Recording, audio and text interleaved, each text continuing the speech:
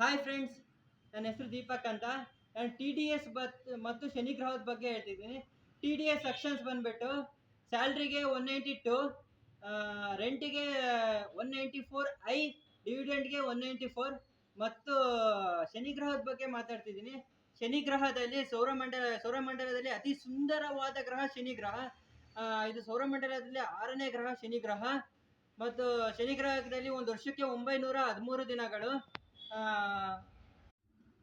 Hi friends, ನನ್ನ ಹೆಸರು ದೀಪಕ್ ಅಂತ. ನಾನು ಟಿ ಡಿ ಎಸ್ ಮತ್ತು ಶನಿ ಗ್ರಹದ ಬಗ್ಗೆ ಹೇಳ್ತಿದ್ದೀನಿ.